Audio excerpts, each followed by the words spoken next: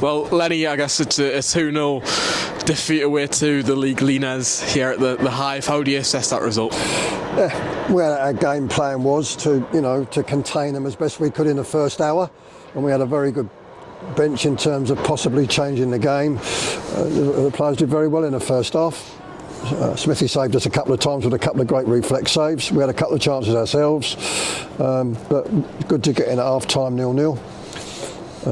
The last words to the players as we went out the door was that they're going to up their game because they weren't quite at their very best in the first half, and the game will probably be decided in the first 15-20 minutes of the second half, and that's how it turned out.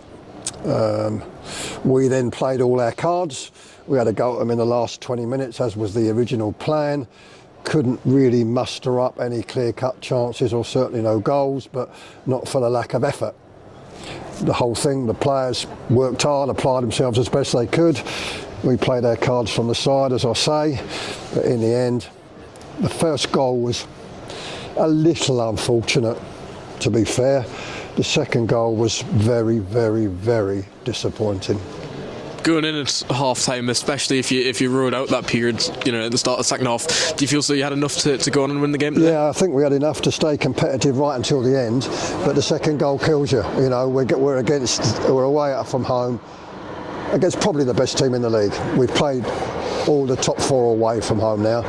All good obviously, but these are probably the best.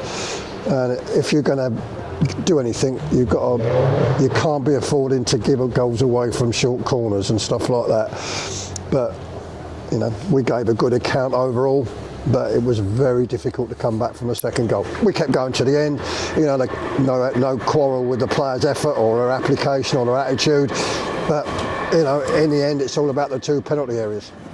Do you feel as though that second half in particular shows the difference in quality between the team, the top three to where we are? Yeah, that's it. No, they're a good team. There's no doubt about that. There's a gap between us. It was competitive for us. It wasn't a disgrace. And if things had dropped our way and we hadn't let in that second goal, you never know. We might have still lost. We might have got. Who knows what might have happened? But yes, they are a good team. There's a little bit of a gap between them and us. In fact, there's a little bit of a gap between them and the top four at the moment. But maybe we can close that gap between now and the end of the season. The two new boys who came on did well when they came on. We've obviously still got people to come back from injury, and who knows where our fate will not be decided tonight. Our fate will be decided by games like Braintree away, Sutton away, and most certainly those three home games. Quite a few changes to the starting 11 and the squad today. What went into those decisions? Yeah, that's deliberate. It's 3 in 7 days. As we have to manage players' minutes carefully. 2 long trips, so it was rotation. If we'd have won the game 3-0 on Saturday, the rotation would have been exactly the same. Just a word on your squad as well. Matthew Bonzo and Kazenga Lawar departing. What went into that as well? Yeah, I mean, it felt unfortunately Matthew didn't really have a chance. A good run in the team, but obviously he's got to make up our mind. To put him in, which didn't happen, but he's a good lad and I wish him well, and hopefully we can help him get fixed up. Kazenga the same, good pro, good man, but unfortunately these things happen. Yeah, and when you first came into the role, it was a fantastic run of form, lots of wins, lots of points on the board.